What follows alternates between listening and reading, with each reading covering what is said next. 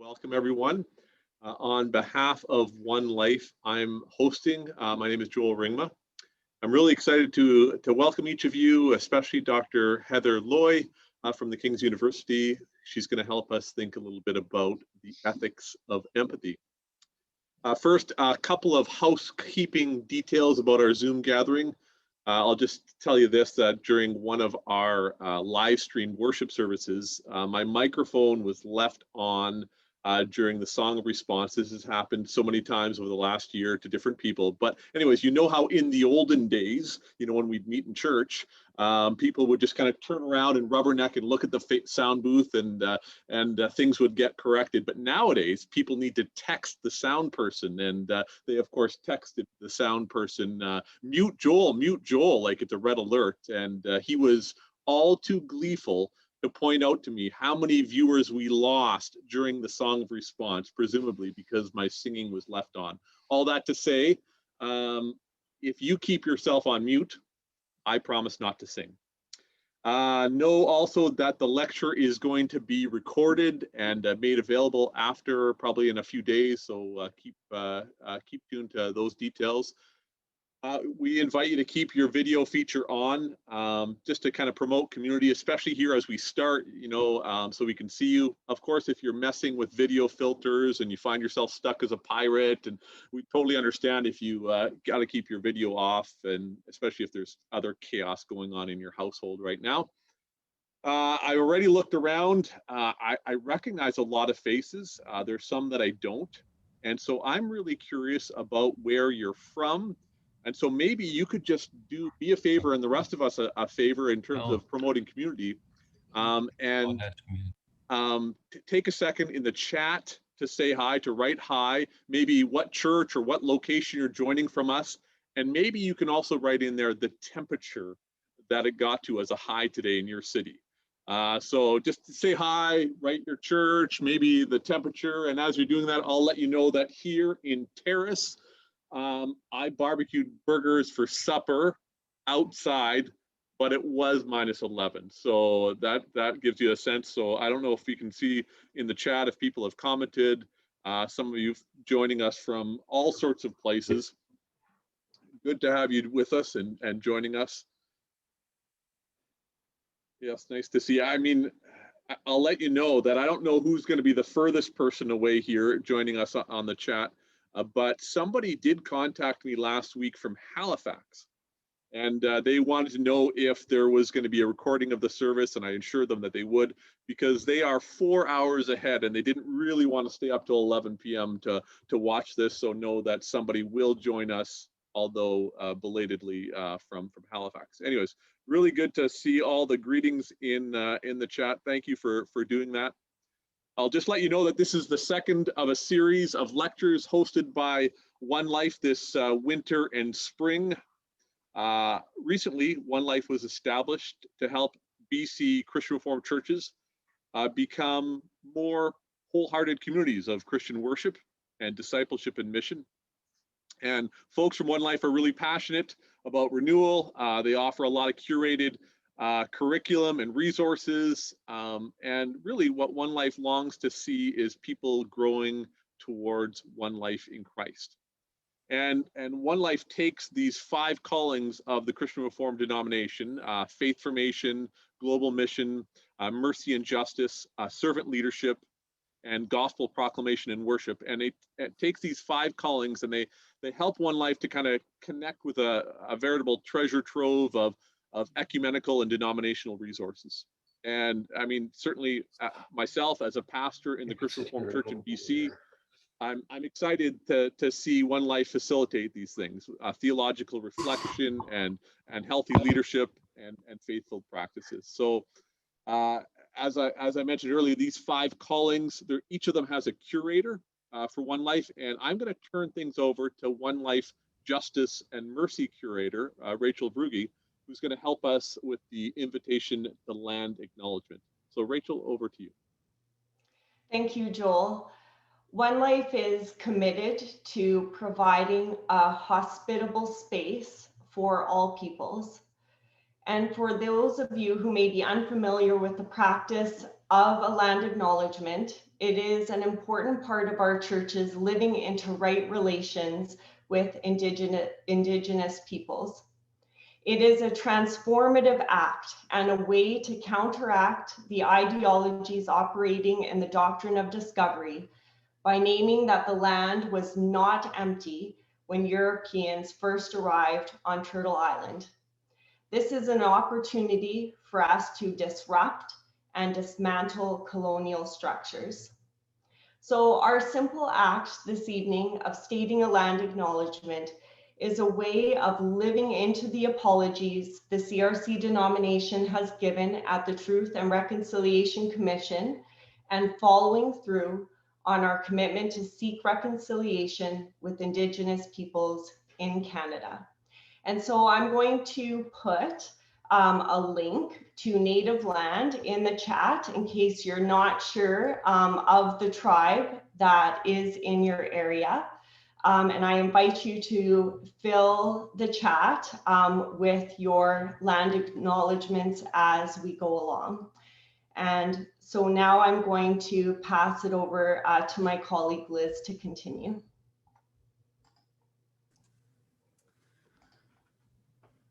Yes, so I'll begin by reading the land acknowledgement. As we gather in this virtual space, we pause to remember that we are not virtual and our Creator God is not virtual. We pause to remember that God was incarnated among us because we are incarnated beings. We are connected with one another through the winds that bring air into our lungs and through the waters that move deep into the earth and up into the sky.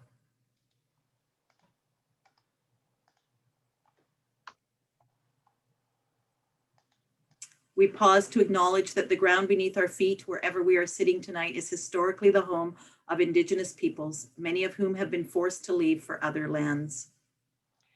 We share now the names of the peoples who were the first to live, celebrate, lament, and sing upon the land where each of us now sit. So I acknowledge that my home here on Promontory in Chilliwack is on unceded Stolo Nation territory. It is the ancestral home and spiritual realm of the Chechen people.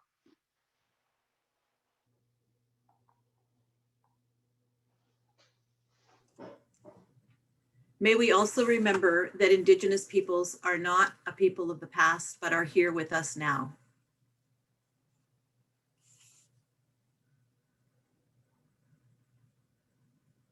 If there are Indigenous peoples on this call, you are invited to share your tribe so that we may recognize you.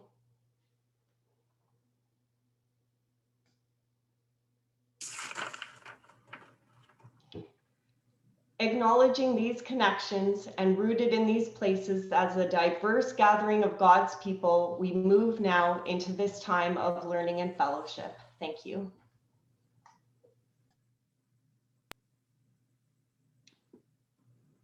Thank you both, Rachel and Liz, and thank you each for acknowledging that. I see in the chat a number of you acknowledging the unceded or otherwise territories that you find yourself on.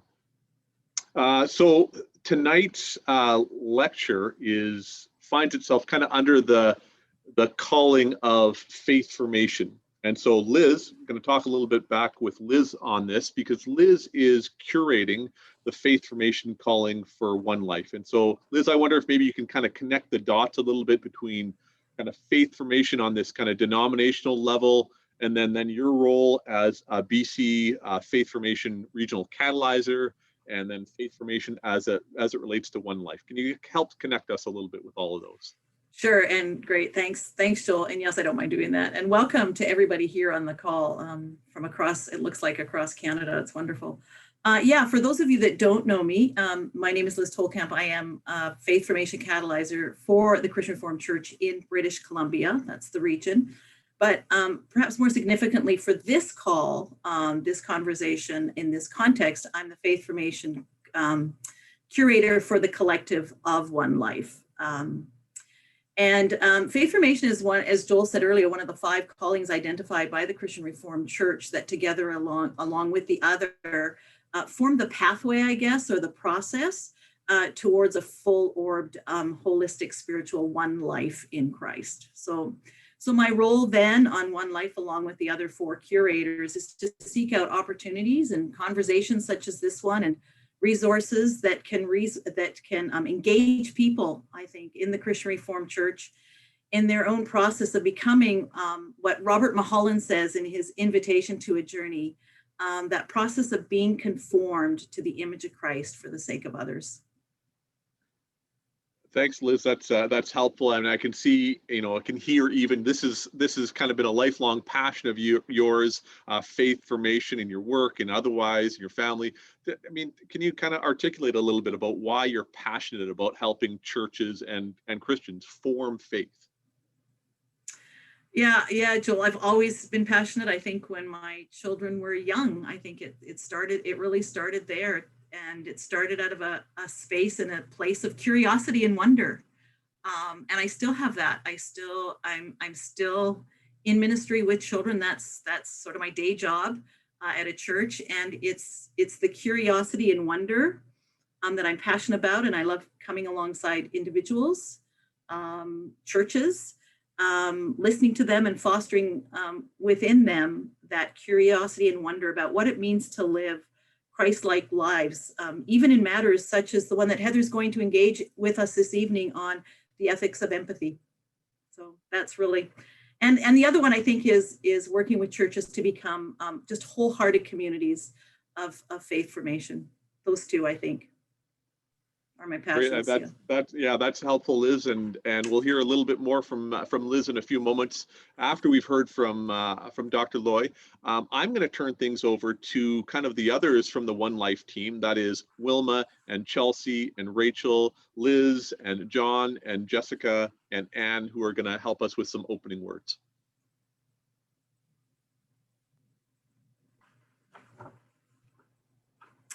Yeah, so here are the opening words and prayers that we're going to lead you through. Keep yourselves muted, but do, where it says all, do join in and say that. I know you'll be hearing yourself, but maybe through the Spirit we can be united in this too, even though we won't hear your voices. But I'll read through it, and where it says all, join with me on your muted mics. The world belongs to God, the earth and all its people. How good it is, how wonderful to live together in unity. Love and faith come together. Justice and peace join hands. With the whole worldwide church, we affirm that we are made in God's image. Befriended by Christ. Empowered by the Spirit. With the whole church, we affirm that God's goodness is planted more deeply than all that is wrong. With all creation, we celebrate the miracle and wonder of life.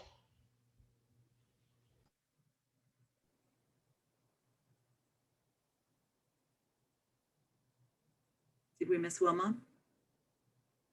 The unfolding purposes of God forever at work in the world.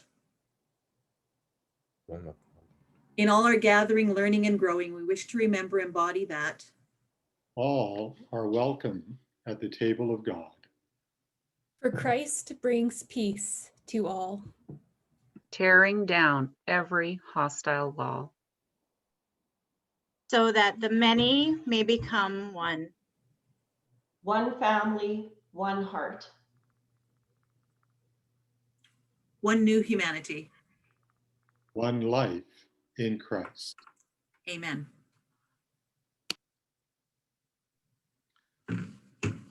Thank you very much for that One Life team. I think it's really helpful for us to frame in a spirit of hospitality what we're about to do this evening. And so we're moving towards welcoming Dr. Heather Looy. And I should say, for those of you that weren't on the first of these lectures, that I find myself as a graduate of the King's University, and then a parent, and now a board member. And just to kind of carbon date myself, 29 years ago, I took a psychology class at King's with Dr. Harry Van Bell. I just really hope that Dr. Looy doesn't ask me any questions about it. But part of what resonates for me in King's mission is to bring renewal and reconciliation to every walk of life. And President Melanie Humphreys has been doing, I think, a wonderful job of keeping that in view in her role. And so I'm going to invite President Humphreys to share for a moment and to introduce our speaker for tonight. And so, Melanie, over to you.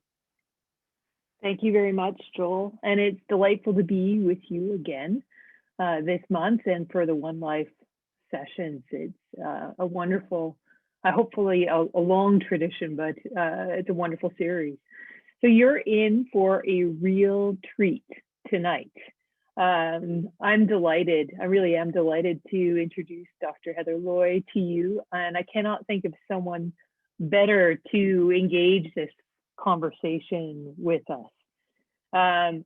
Dr. Looy's research interests relate to two basic elements of the human experience, and that's sex and food.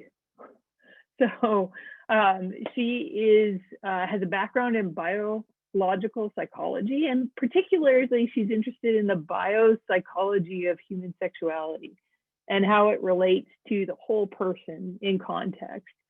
So I think this is a really helpful lens for us. The topics between her topics of sexuality and food are linked by her interest in emotions, and particularly and especially disgust, and also in moral judgment. So that's how we get to our topic tonight of empathy.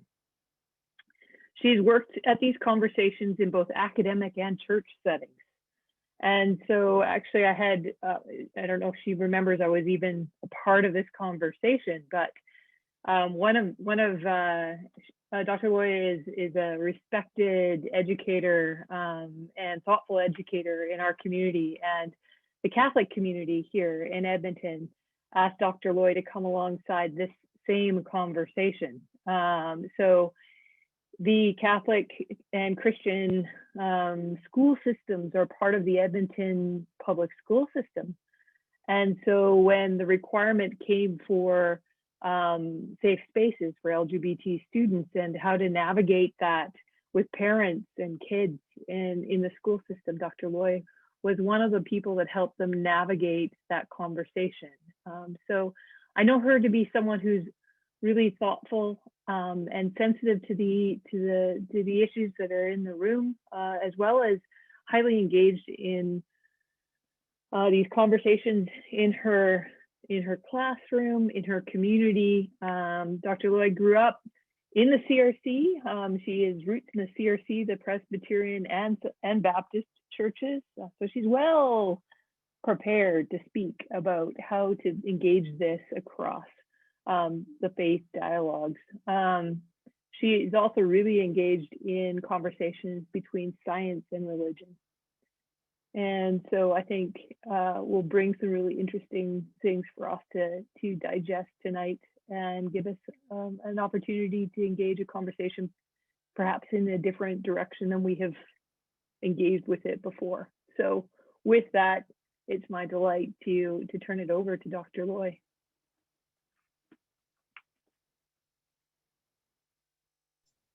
That's my cue, I take it. Thank you, Dr. Humphreys, so much for that. And whoa, you set the bar high. And the opening piece that the One Life group, that litany that you read, I feel like, okay, well, now you said what I'm going to say, so we can just all talk together for the rest of the evening. But I will say what I prepared to say. So I'm going to share my screen. And hang on, if I click the right button, I will share my screen. So this is the title of the talk, and we are going to talk about this. But what I want to do first to start out is to step back and to look at a couple of important callings that that we have as Christians. And those callings, at least one of them has been mentioned repeatedly in the opening to this talk this evening. And those are the callings of hospitality and holiness. This beautiful icon by Rublev is shows God, the Trinity, the Holy Trinity, in hospitality with one another. And so it kind of captures in God the perfected coming together of holiness and hospitality. But this is God, and we are humans, and holiness and hospitality are a little more challenging for us. So while this might not sound very much like the title of the talk, we are going to get there. So I hope you can bear with me as we go here. So hospitality, which isn't entirely synonymous with these other words, but is strongly associated with these other words, mercy, love, and grace, is clearly in the One Life curriculum, if you will, is a central notion and something that you've probably been engaged with already. So I'm going to just very briefly remind you of the calling to hospitality that we see in Scripture. You shall treat the stranger who sojourns with you as the native among you, and you shall love him as yourself, for you were strangers in the land of Egypt. Or this one, for I was hungry and you gave me food. I was thirsty and you gave me drink. I was a stranger and you welcomed me. And then in this passage in Luke where Jesus asks his questioner, what is the greatest commandment? And the answer is, love the Lord your God with all your heart and with all your soul and with all your strength and with all your mind, and love your neighbor as yourself. And then when Jesus is asked, who is my neighbor? He tells the parable of the Good Samaritan, which we're going to see again toward the end of this talk. The central message being that your neighbor is other human beings, full stop. Holiness, its root in Hebrew has to do with purity, this idea of purifying. And synonyms for holiness are words like sanctity and righteousness and the idea of being set apart. And this too is a calling. Just as he who called you is holy, so be holy in all you do, for it is written, be holy because I am holy. For God did not call us to be impure, but to live a holy life. And see the connection of holiness and purity here, which is going to be pretty central in tonight's talk. You are to be holy to me because I, the Lord, am holy and have set you apart from the nations to be my own. Now, there is a lot that has been and can be said about both hospitality and holiness. In this talk, I want to focus much more narrowly on the psychological dynamics that are involved, especially with holiness. Dynamics that contribute to a tension between hospitality and holiness, and particularly when it comes to questions around sexuality and gender. But before we get into the psychological bits of this conversation, what I'd like to ask you to do is to take just a few minutes to do some self-reflection, because after all, I'm a psychologist, I've got to ask you to do this. So I'm going to show you 3 slides of images. And what I'd like you to do is to tell me your emotional reaction to each of the images. And so for each image, I actually have a poll. So I'm going to show you the image. I'm going to put up the poll. It's multiple choice. It's completely anonymous. And what I'd really like you to do, and I'm going to go through these really quickly because I don't want you to think about your response. I don't want you to tell me what you think you ought to feel or how you think you ought to react to the images. I just want you to choose the option that's sort of your immediate gut reaction to the images. And then with each one, we'll look at the responses that we get from the community here. But remember, it's all completely anonymous. So I have no idea what your responses are going to be, but let's just give this a try. So here's the first image. And here's the first poll.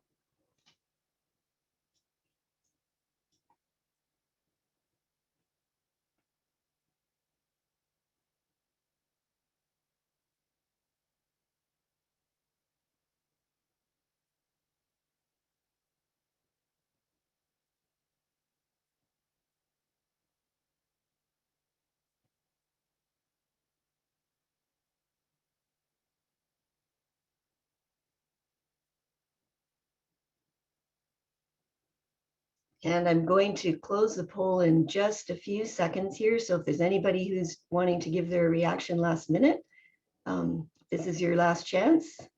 5, 4, 3, 2, 1. Okay. And so here's the results of the poll. I hope you can all see this. So the vast majority of the responses to this image are pleasure, delight. That's your first reaction. Another really common reaction is, calm, gentle, positivity, some neutral, and one person feeling slightly negative or uncomfortable with this image. And that's not too surprising. Okay, so next image and similar question.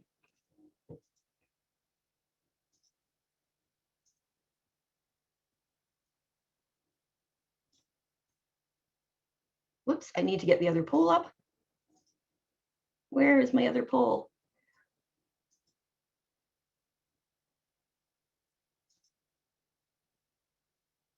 Ashley, how do I get my other poll? I'm looking.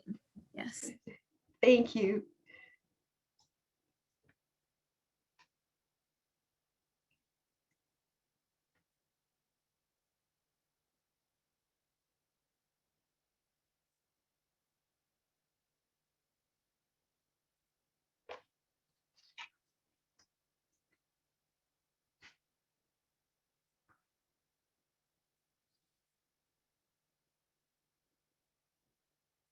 Okay, and we're about at the same percentage voting as before, so I'm going to call it and close it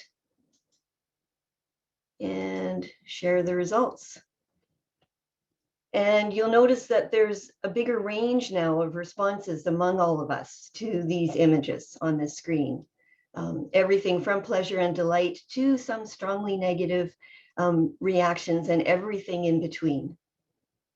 Now remember, this isn't about right or wrong answers. This is just about what is your gut reaction.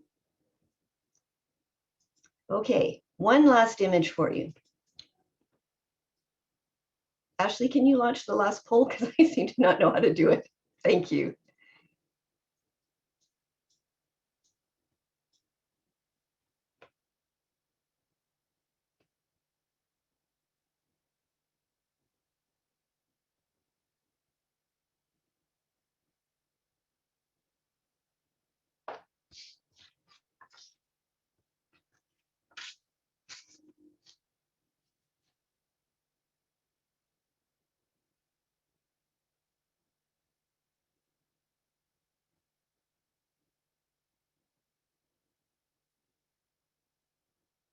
Okay, it looks like we're winding down here, so I'm going to end this poll. And here we go. So again, a range of reactions. Not very much pleasure and delight. A lot more kind of in the middle, leaning toward the negative with this particular image in terms of reactions.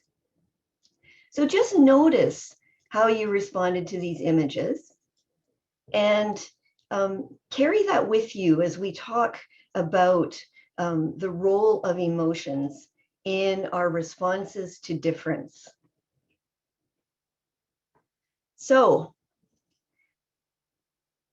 as you saw with the images, the first one was something that's probably pretty familiar to most of us, fairly comfortable, probably for most of us fits what we grew up believing the world was like, how things work or how they should work, and then move to things that were increasingly less familiar, possibly even things that are in violation of some of the values or beliefs or practices that you grew up with, perhaps even values, beliefs, and practices that you currently embrace. And that, of course, was deliberate. There is a point here. Now, I asked you about your emotional reaction. And emotions are psychologically important. They tell us what is important. If you don't react emotionally to something, then that's a sign that it probably doesn't matter that much. But as our emotional reactions get stronger, that's a sign to our minds, to our spirits, to our bodies. This matters. Remember this. Pay attention to this. And then the flavor of our emotions tell us whether this is something that we should approach or avoid, embrace or reject. It's not the only thing that tells us that, but emotions play a really significant role in that process. Now, we're talking about holiness here. And psychologically, the emotion associated with holiness is the emotion of disgust. Now, that might seem kind of contradictory because holiness, we think of something that's sort of pure and good, and disgust doesn't feel like that. But I'm going to explain to you how disgust is involved in this story. And it's involved in the story in ways that are potentially deeply problematic, particularly in the context of sexuality. Now, before we get into how it's problematic and how it applies to sexuality in particular, I want to take you through a very, very brief tour through the emotion of disgust and the things that it does for us. Because I think it's important to recognize its role and how it functions in order for us to become aware of the ways in which it could be problematic or dangerous. So disgust is a basic human emotion, and it serves a number of important functions. These images illustrate this really wide range of things that disgust is applied to, from tastes and smells that warn us that we shouldn't ingest something, we shouldn't allow it to cross the boundary of our physical self because it's a threat, it's a danger, to reminders of our mortality, things that tell us that we are physical, that we are embodied, that we came from dust and to dust we shall return, that remind us of our frailty. So signs of disease, signs of death, and so on, all the way to what we call the socio-moral domain of disgust, which is it's a revulsion towards things like social difference, violation of social norms or rules or morals. And this last function of disgust is important in protecting our social identities. It helps preserve the integrity of our communities, and it keeps us within certain moral boundaries. So disgust applies to a really wide range of phenomena. And some scholars refer to it as a promiscuous emotion because of that. So this is where disgust happens. But then what does disgust do for us? Well, the key thing that it does is it creates and defends boundaries. That is its main function. It protects us from physical or social threats by keeping them outside of the boundaries we set, the boundaries of our physical body, the boundaries of our individual identity, and the boundaries of our social communities. The other thing that disgust does is to motivate us to action. All of our emotions motivate us in some way or another. Disgust, the actions that disgust motivates fall on this continuum, from withdrawal to active elimination and everything in between. We can see that in the facial expression that's classically associated with disgust. If you have a strong disgust reaction, you feel it in the nausea that you might experience. Even with really strong disgust, you might actually throw up.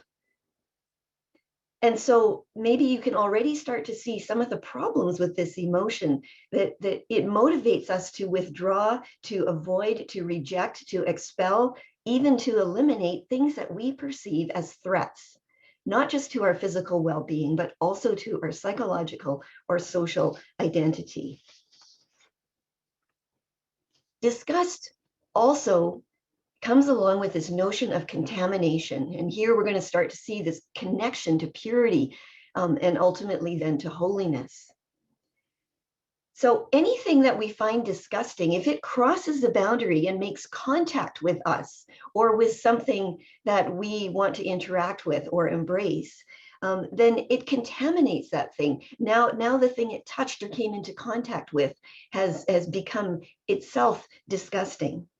The classic "waiter, there's a fly in my soup" illustrates this at a really basic level. A fly lands in your soup and contaminates it. Of course, that fly might actually be carrying contaminants that you shouldn't ingest because it might be a physical threat to you.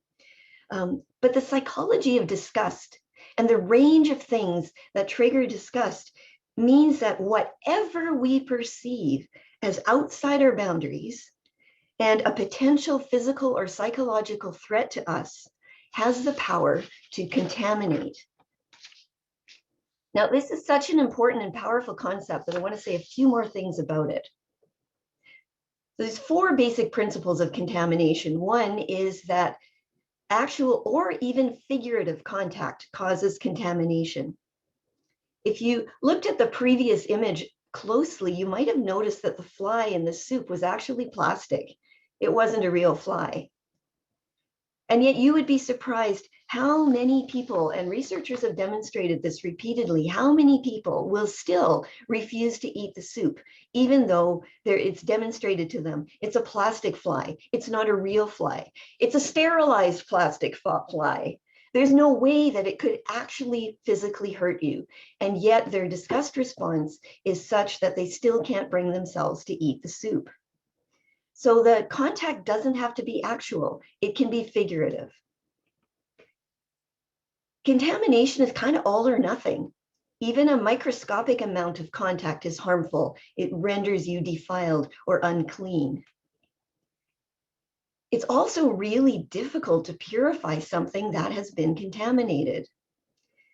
In cultural or religious contexts where the concept of purity is significant, there often are various rituals that you can undergo to restore yourself to a state of cleanliness or purity. But the ritual processes are usually moderately complex and significant. And psychologically, they don't always completely erase the lingering flavor of the contamination. And the 4th thing I wanted to say about contamination is that when the disgusting and the pure come into contact, the pure is always contaminated. It's never the other way around. We never talk about sort of positive contamination. Contamination is, to us, by definition, a bad thing. This quote by 2 psychologists who've done quite a bit of research into disgust illustrates this fairly well. A teaspoon of sewage will spoil a barrel of wine, but a teaspoon of wine will do nothing for a barrel of sewage. The last thing I want to say about disgust in general is that it's learned. Kids are gross, this image says. They are. So any of you have spent any time around young children, you know that they do not find the same things disgusting. They don't find anything disgusting. They will put dead flies in their mouth. They will put that piece of gum they found stuck under the church pew in their mouth and chew it. They think their own feces are fascinating, not disgusting. And when they're getting toilet trained, they're often quite proudly bringing them to you in the living room while you're visiting with your friends to show you what they've done. This is a developmental process. We have to learn to be disgusted, and we're taught what to find disgusting. And some of that teaching is critically important to our physical survival. And it's also critically important to navigating our social world. But it isn't until around the age of 4 or 5 that kids even, start to have full-blown disgust responses to the range of things that adults find disgusting. And even at that age, they're still learning. And throughout your life, you can learn to develop disgusts to various stimuli or actions or behaviors that previously you might have found okay. And for example, researchers have found that people who choose to become vegetarian for moral reasons find themselves often getting to the point where even the sight or smell of meat makes them feel like they want to throw up. Even if prior to that decision to become a vegetarian, they quite liked it. They quite liked meat products. Now, because disgust is learned, it means that the things we find disgusting reflect the values, beliefs, practices, and priorities of our community. And that's an important point I hope you bear in mind as we move through the rest of this. So, disgust preserves purity by policing the boundaries that protect us from contamination.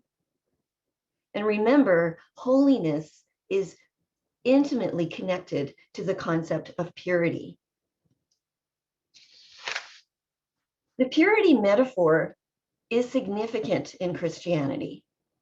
For example, the Israelites were called to be a distinctive community, and the law helped them to guard and teach and live out that distinctiveness. And in those laws, there's a lot of emphasis on the boundary between clean and unclean.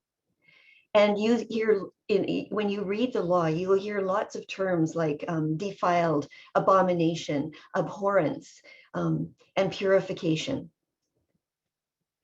And even if you're not, a Hebrew or a Jew, but you're a modern Christian, you will have heard of sin as a state of impurity, something from which we need to be washed clean. Now, while the purity metaphor is associated broadly with holiness and sin in Christianity, it is particularly involved with sexuality. There's something special about sexuality. It's not entirely clear why, but there is something special about it. So, first of all, this is not going to sound relevant, but hopefully I'll make it relevant in just a second. Social categories are psychologically important. They simplify complexity, they create boundaries, they tell us what to expect and how to respond. And so we need categories psychologically. We live in an incredibly complex world, not just physically, but socially. And categories help us to simplify that complexity and to put things in boundaries, to put things in boxes so that we can figure out how to navigate. We don't have to treat everything as completely new. Now, sex and gender are particularly significant categories. They're taught early and they're defended strongly. So these are categories that are sort of strongly drawn, and we're taught very, very young that they're really important. So we have these categories around sex and gender, around sexuality that have very strong boundaries. And the purity metaphor is particularly connected to sexuality in Christian circles. In fact, in some Christian circles, these two terms are almost synonymous. That is, I know in my teenage years when I was in the Baptist church, whenever we would, in our youth group, our leaders would say, we're going to have a conversation about purity. We all knew that was code for we're going to talk about sex. And that was just understood that the word purity in Christian circles was a reference to sex, to sexual behavior, to sexual desires, to sexual expression. Now, there are many, many types of sin, sexual sins and other types of sins, but sexual sins generate a sense of loathing, of disgust, that sins like excessive shopping just don't seem to evoke. This is a quote from Richard Beck, who's a Christian psychologist who's done some really important work on this topic that I'm sharing with you this evening. And he's right. There's something about sexual sins and this concept of disgust and purity that is powerfully connected. We use other metaphors as lenses to talk about other kinds of sins, metaphors like falling or betrayal. But they don't carry with them the same kind of psychological baggage as sexual sins and the notion of purity and how disgust can help us defend and maintain the boundaries to stay sexually pure. So we use the lens of purity a lot when we talk about sexuality. So why is any of this a problem? Well, it's a problem because purity and holiness metaphors divide the world into clean and unclean, us and them. That's what they do. The Israelites were a nation set apart. They were different from the other nations. They were to keep themselves completely separate. That was a really important concept. You see it all over the place in the Hebrew scriptures. But as Richard Beck points out, these metaphors then are a recipe for conflict and division. Now, the boundaries between clean and unclean, us and them, are psychologically supported in part by the emotion of disgust. And disgust leads us to view the disgusting object or act or person as a threat, less than human, something to reject or eliminate. As Richard Beck says, disgust is inherently dehumanizing. Now, I'm taking some big leaps in the argument here for the sake of time. You know, there's more nuanced steps along the way here. So if some of you are going, I'm not quite sure I follow the logic here, I get that. I've sent some resources to Liz Tolkamp, who can send them out to you if you want to explore this in more detail later. I do want to say, though, again, quoting Richard Beck, that this is not to say that purity and holiness categories are wrong, that we should get rid of them. Only that the psychology they activate is socially and morally dangerous and difficult to tame. So if there's one thing you remember about tonight's talk, I hope that it's this, that the psychology that purity and holiness activates is socially and morally dangerous and difficult to tame. Doesn't mean it can't be done, but it's a challenge. So I want to show you how disgust psychology and topics around sexual diversity interact with each other. And so I'm just going to give you a few examples. First of all, research shows that even people who want to accept sexual or gender diversity, people who say, you know, I want to embrace all people in, you know, all their identities and expressions, you know, and welcome them to the table. Even those individuals experience disgust at identities and practices that don't fit within their own familiar boundaries. I know that's even true. That's true for myself. I've been studying this and exploring this for decades now, and I still, you know, if I see a picture of, you know, say two men kissing, and I'll show you one in just a minute, it doesn't do a lot for me. In fact, it's not just neutral, it sort of feels a little, I don't know, that doesn't sit comfortably in my gut. The question is, what am I going to do about that reaction? I need to know that I'm having it. Also, this is a really concerning point. People who perceive their own sexual or gender identities or desires as sinful turn the disgust inward, experiencing self-loathing and shame. So if you are part of a community that has told you, you know, what the clear boundary, your community says, here are the clear boundaries around sexuality, around gender, and you discover that you actually are outside of those boundaries, what do? This makes people who identify as sexual or gender minorities particularly vulnerable, because self-loathing and shame are psychologically profoundly damaging, and they're very difficult to heal. So this is, you know, the connection between disgust and sexual boundaries is not trivial, especially for people who perceive themselves as outside the boundaries of the very communities that they want to be part of. And disgust psychology is explicitly leveraged to persuade others to reject various boundary crossing policies or practices, and it's leveraged because it works. I'm going to give you a couple of examples of that. Here's that picture that I mentioned I was going to show you, and here's one response to it. Your publishing of a photograph of two homosexual men kissing will show to Americans how disgusting and repulsive homosexuality is.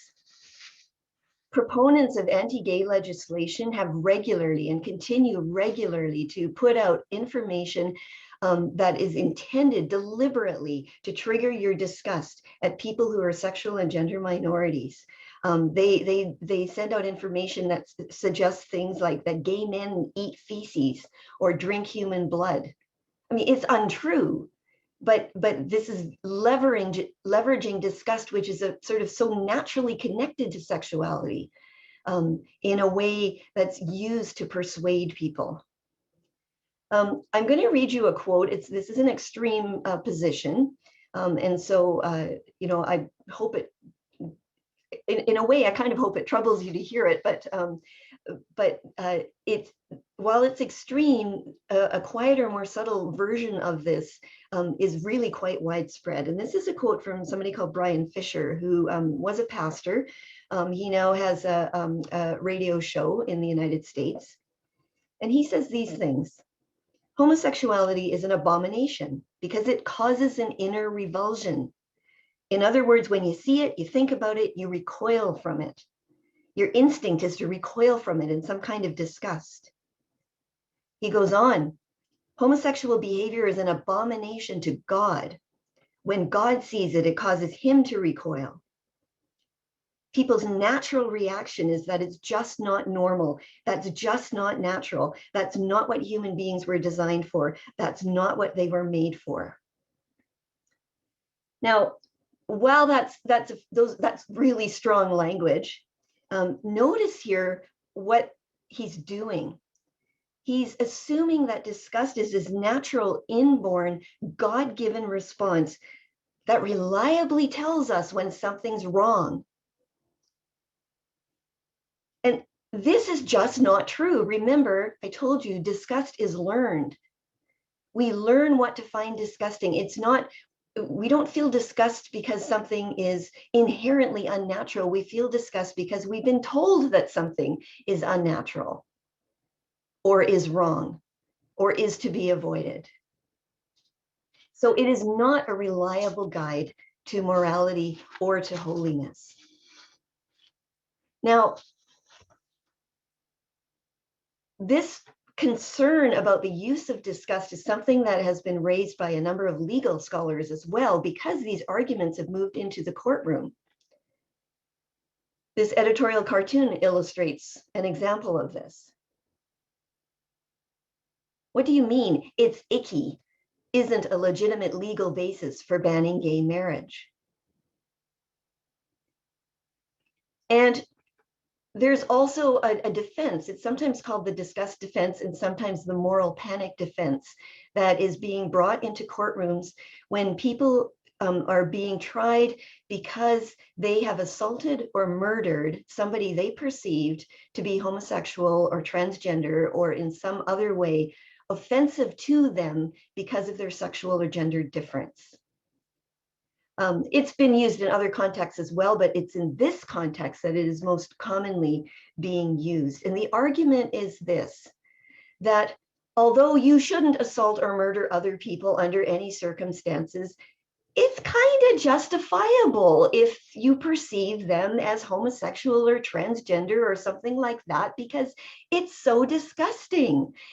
And the natural response when you feel disgust is to, is to eliminate that thing because it's a threat to you. You perceive it as a threat to your identity or your values or your community or your nation. And so this defense is brought into courtrooms to argue not that the person didn't do it, but that they were justified in doing it because of their disgust response. Now, it doesn't work very often in the courtroom, but it does work sometimes. And usually the way it works is to kind of reduce the length of somebody's sentence because of this sense that, well, the ordinary person on the street could be justified in finding that repulsive enough that they might be strongly motivated to do something about it. Yeah, you shouldn't have actually attacked the person, but we kind of get why you did. So, disgust psychology has some problems. It leads to some problematic reasoning. Further, it puts holiness and hospitality into conflict. Disgust conflicts with empathy. I know at the beginning when you were talking about this talk, you talked a lot about how I'm going to focus on empathy, and we're getting there, but actually I'm not really focusing on empathy. I'm focusing on the things that get in the way of empathy. And a further exploration of empathy is going to require another conversation. Okay, so I got to move a little faster here because I'm running out of time. Disgust creates boundaries. Empathy crosses them, right? Disgust is about boundaries. Empathy is about crossing boundaries, seeing yourself in the other, walking across that boundary to act compassionately towards them. And research shows that empathic responses are greatly reduced when we perceive the other person as outside of our social boundaries. And these empathic responses that are reduced, we see that in brain activity. So the neural circuits associated with empathy, the activity is reduced. We see it in people's subjective responses, the degree of empathy that they report feeling for that individual, and we see it in their behavior. What this means is that psychologically, you cannot love the sinner and hate the sin. When I first heard this phrase, I thought, oh, that kind of works. It's sort of logical. I can get my head around that. But it turns out that this is actually very, very difficult to do psychologically. Moral outrage and empathy are not good bedfellows. You can't experience both at the same time. So especially when the sin or the perceived sin is sexual in nature, because it's triggering disgust, and disgust is about boundaries. You need to stay away from that thing or that person when you experience disgust. But loving the sinner means experiencing and acting on empathy, which means overcoming your disgust. And that's really hard to do. So how do we avoid the problems that disgust psychology presents and practice empathy and hospitality and also be holy? Well, fortunately, we've got lots of guides to do this in scripture. And I'm going to give you 4 ways in which Jesus flips the script on the story of disgust. First of all, he teaches us not to dehumanize the other in the name of purity. This painting illustrates Jesus is eating with some Pharisees, and the woman comes in who pours the expensive ointment on his feet and so on. And the Pharisees are sitting there going, well, you know, Jesus knew who was touching him. He would be, you know, he would recognize what an offense this is, how he has now been rendered unclean. This is bad. This is, you know, she's crossed these boundaries. This is inappropriate. And Jesus knows what they're thinking.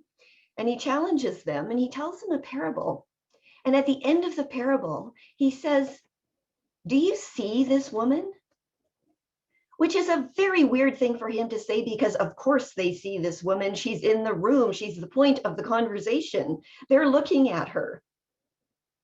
But Jesus says, this is not about an abstract issue. This is not about your laws and your figuring out, you know, theological correctness here.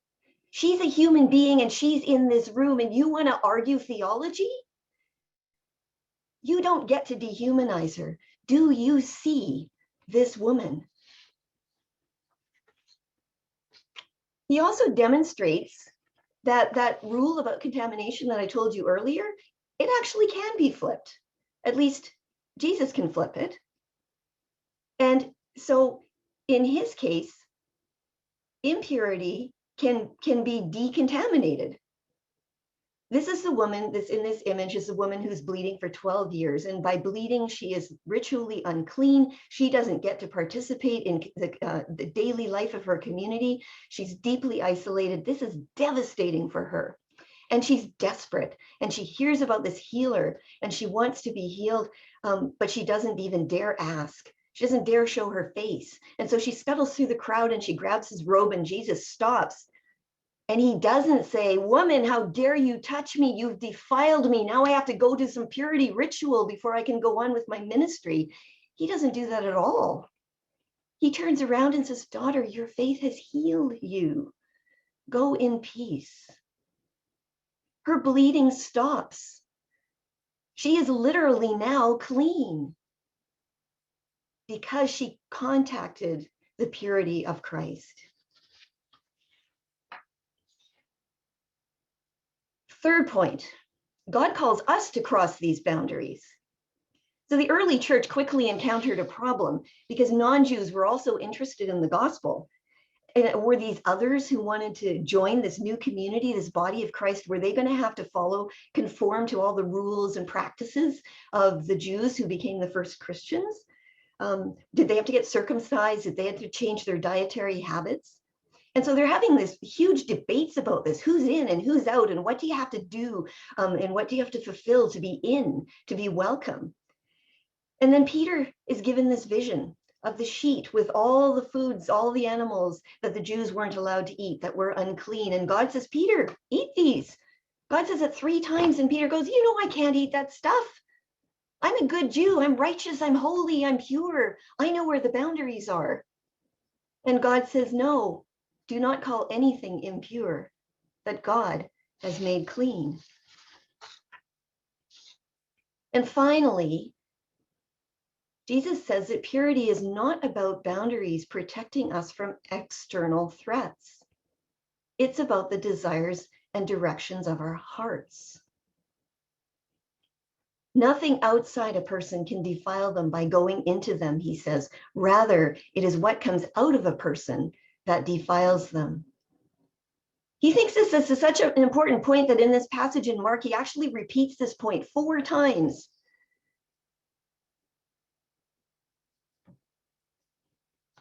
So the message that I take from all of this is that holiness is achieved through hospitality. The parable of the Good Samaritan reminds us of that. The Jews and the Samaritans lived in totally different social communities. The boundaries between them were really strong. The Jews for sure were not interacting with the Samaritans. That would be offensive. That would make them unclean. It would make them impure. And here's this Jew that gets beaten up and left on the side of the road, and the Samaritan says, to heck with the boundaries, I'm helping you. And Jesus says, yeah, that, you do that.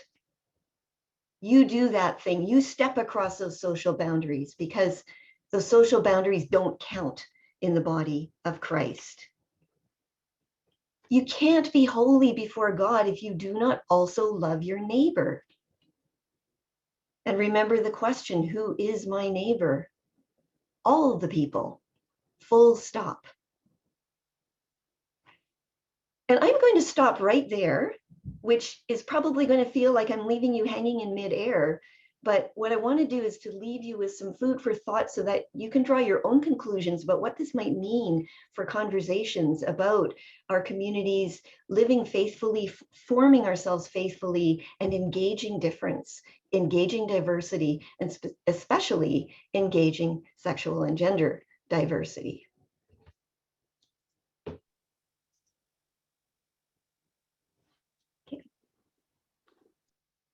Well, thank you so much, Dr. Looy. It's Joel here again. I don't know if you can hear me. So you've given us a lot to think about, which is great. I'm going to ask a question in a moment, but I want to let folks know that they're going to have an opportunity to ask questions too. So they can indicate that they want to ask a question by doing so in the chat. I'll try to keep track of that.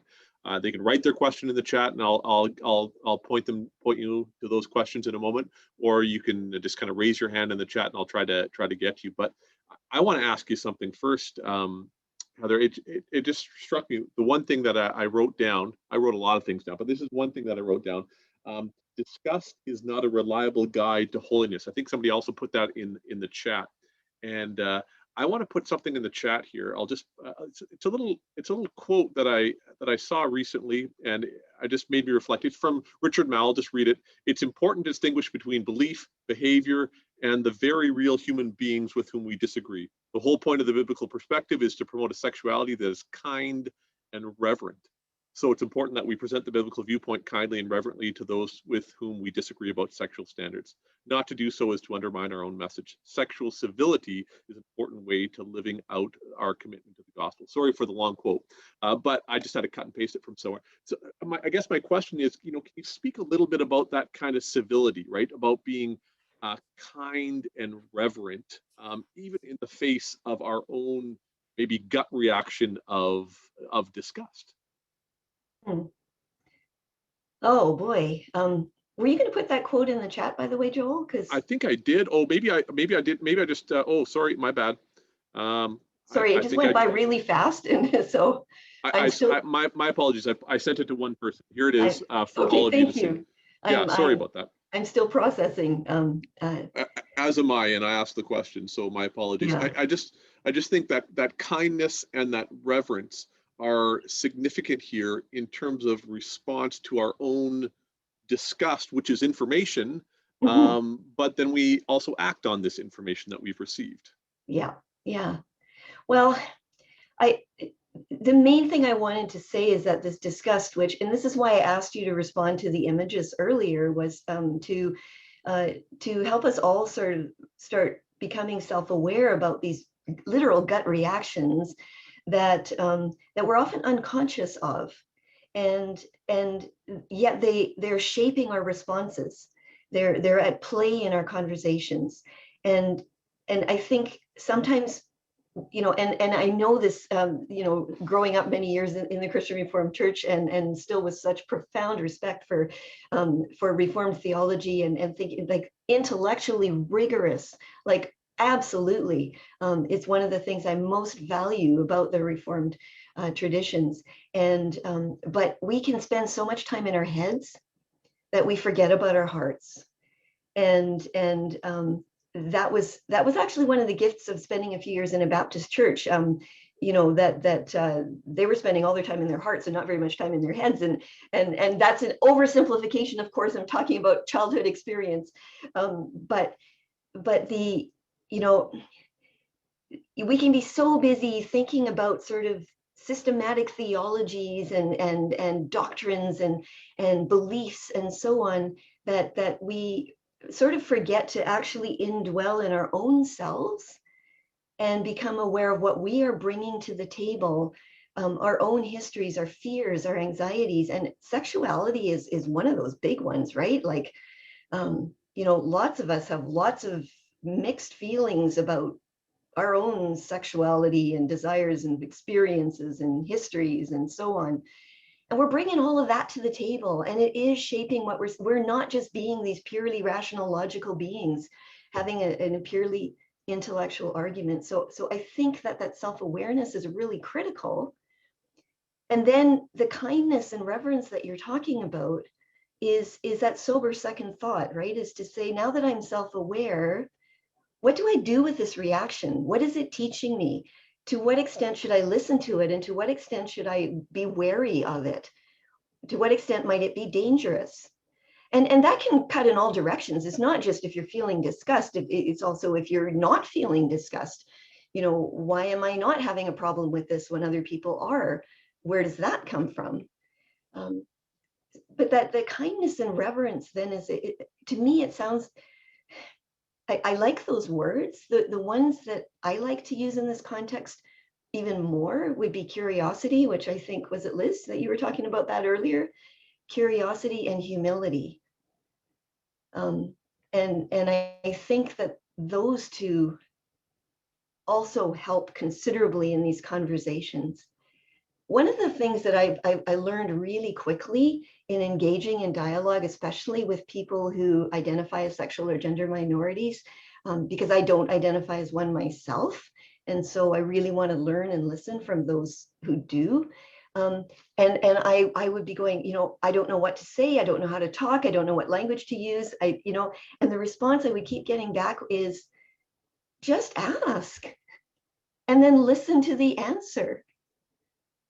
And if you use the wrong term, or you misgender me, or you use the wrong pronoun or the wrong language, if you're willing to listen and ask the question, if you're humble enough to be open to the idea that maybe you don't know it all, then we'll tell you.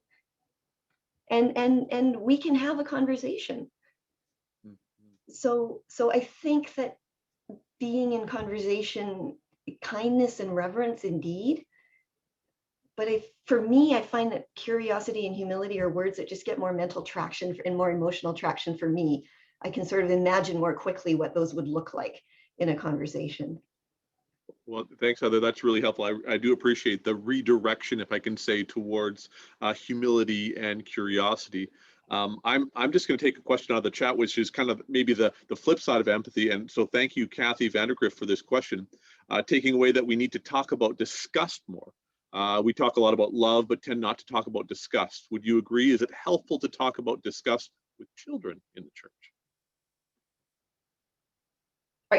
You're asking me if I think so? I'm Yeah, sort of feeling I like guess that so. would be Yeah.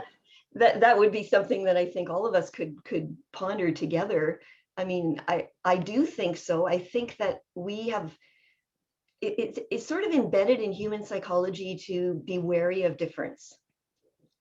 And we are psychologically, we're very tribal, and we're very quick to be wary of difference. And young children figure that out really fast, and they're really good at difference. And they're acutely aware of difference, and they're not very kind about it at all. Children can be brutally cruel to each other. And we have to teach them to be empathetic, and we have to teach them that difference is not necessarily bad, but could be interesting. You know, there are certain kinds of difference that, you know, you could think of at some core level, certain kinds of difference might actually be dangerous. If you think about sort of, say, human history, if you live in a small community, a small tribe or village, and you bump into strangers, you might want to be wary of them because they might be a threat. They might be bringing diseases. I mean, the indigenous peoples that some of whom are present in this conversation and who we acknowledged at the beginning of this talk, we destroyed them when we came over. I mean, we destroyed them in lots of ways that were deliberate, but we also destroyed them unintentionally because we were a threat, because we carried diseases that they weren't immune to. So there are some really core reasons why the other might be dangerous physically, or they might intend violence toward us. So, you know, but most of the time in the world that most of us are living in, that's not true. And so we've got to teach ourselves and our children, you know, to be really, really wary of those sort of initial reactions that are very natural to us and come very easily, but need to be tempered with that sober second thought. Am I dehumanizing? Am I othering when I don't need to be, when I shouldn't be? Is this actually a threat? And if so, in what way? Yeah, I'm just kind of redirecting us also to some questions that are comments that I appreciate coming from the chat itself. You know, what if, from Andrea D, it seems discussion teaching children and us as adults about roots of disgust would complement the roots of empathy teaching that we do in schools. What do you think about that? I think that's interesting. I mean, you know, like as I said, disgust and empathy don't coexist in the same moment within you very easily.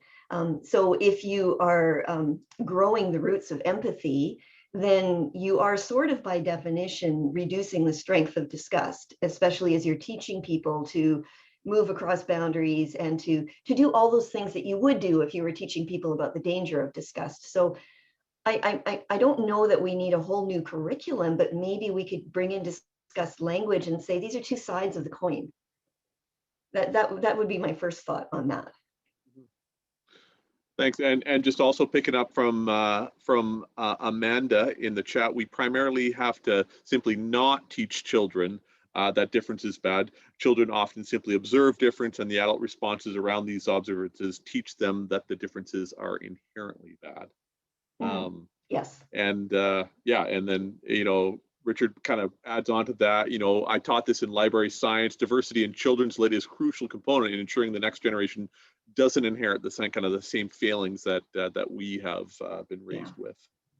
So, and that diversity is still not nearly sufficiently present in children's lit.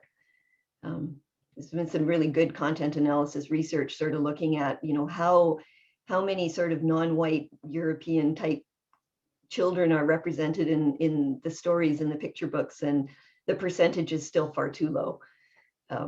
Yeah. I welcome any other folks that have a question to either like kind of raise your hand in the chat if you have something else to add. We'd love to hear it. I don't want to let Dr. Looy off the hook too easily here, but also I want to be respectful of our time. Maybe there's one last question that somebody has to ask.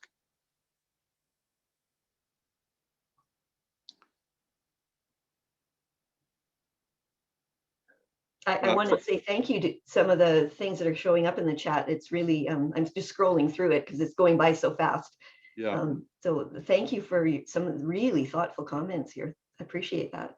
For sure. And I'll just kind of pick off maybe as our last question from Eric. Can you comment on the relationship between disgust, empathy, and the cross? It's been noted the irony that many of us wear a golden cross around our neck as a sentimental, pious gesture, but we're wearing a horrifying Roman torture device. Yeah. We forget its disgusting context. Yes.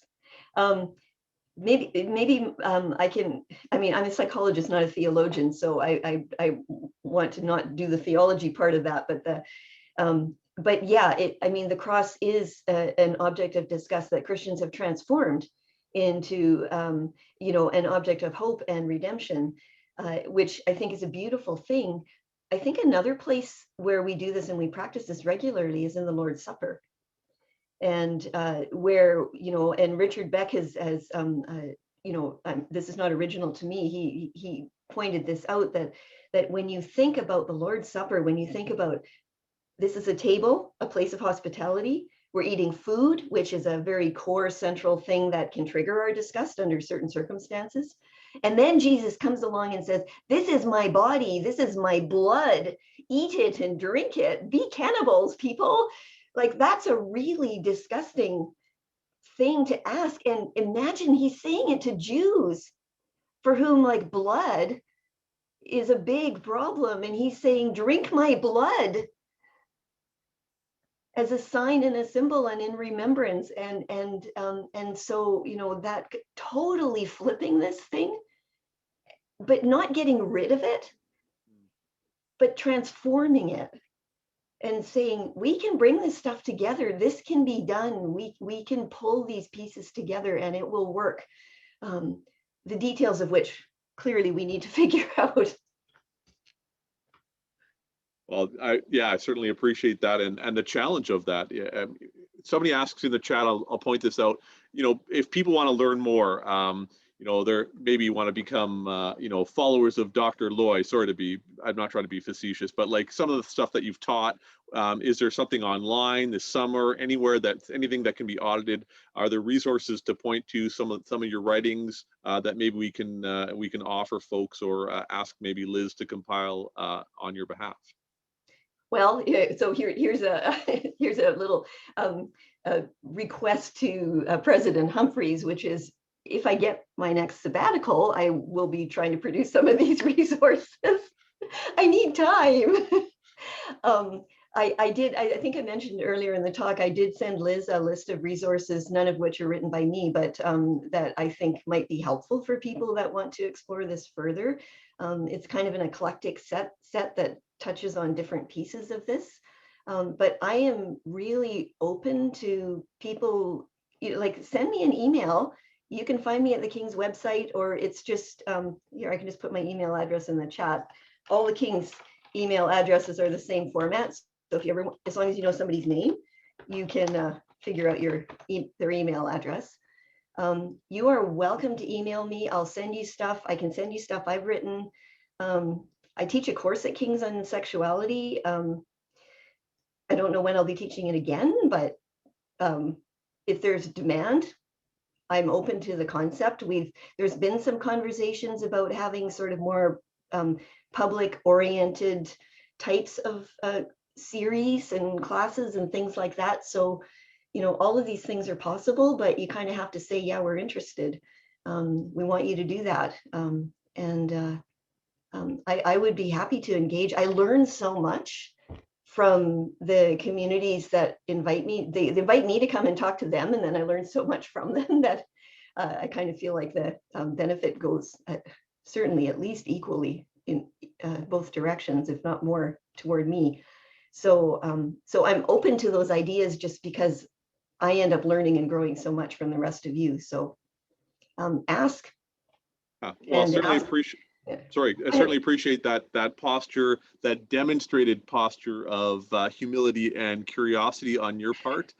So I appreciate that. And I also appreciate there's a lot of comments going in the chat right now, a lot of thanks and appreciation. I may have missed a question or two, I apologize, but just a lot of thanks. And I happen to know somebody on the Board of Governors who might be able to apply some pressure to your boss about that sabbatical. So I'll do what I can. Keep angling towards that. It's really hard, I find, online in this format to offer our thanks and appreciation so that you can hear. But I hope you see that in the chat.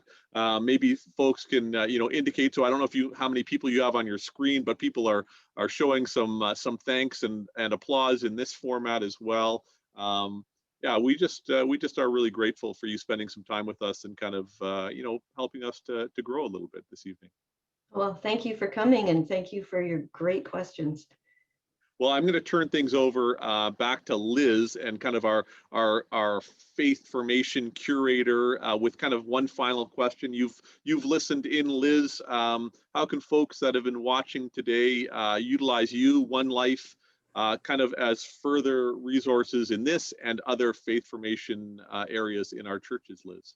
Yeah, good question. Thanks, Joel. Yeah, and thank you, Heather, again for your engaging talk. Yes.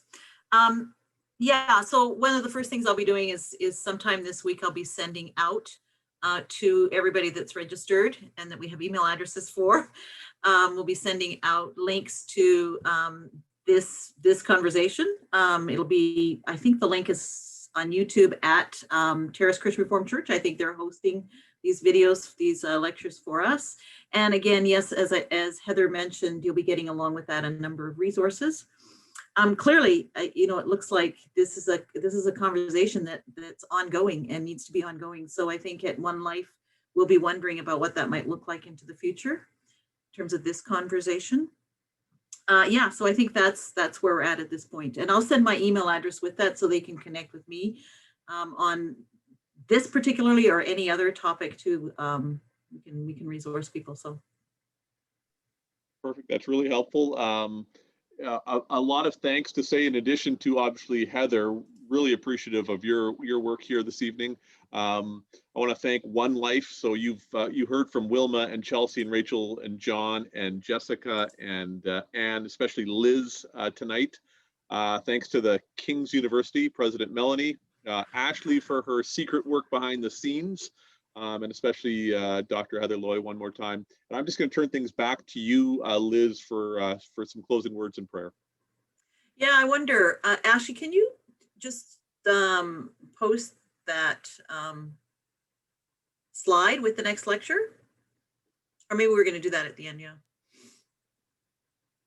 Before everybody go, oh yeah, okay, sorry, we'll do the closing words and prayer, and then we'll, at the end, post the slide to the next lecture.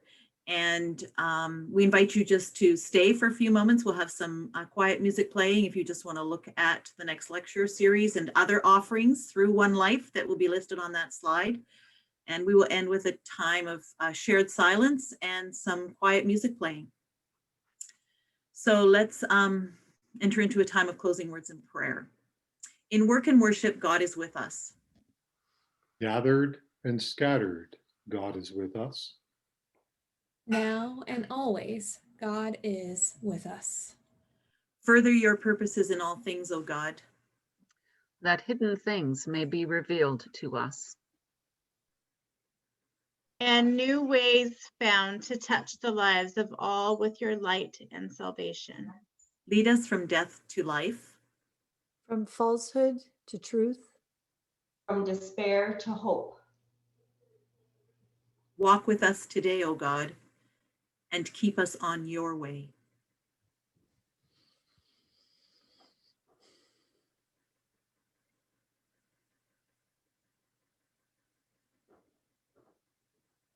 Amen. So Ashley, if you wouldn't mind showing that slide, there's the information for the next lecture on March 8, which is Loving God with Our Whole Heart and the Surprising Lessons of Pornography with Dr. Neil DeRue. And then there's other on the 18th and the 20th, two things on the 20th. that you can avail yourselves of too in terms of One Life and the offerings that we are providing for the churches in British Columbia. Thank you all for coming and for being part of this.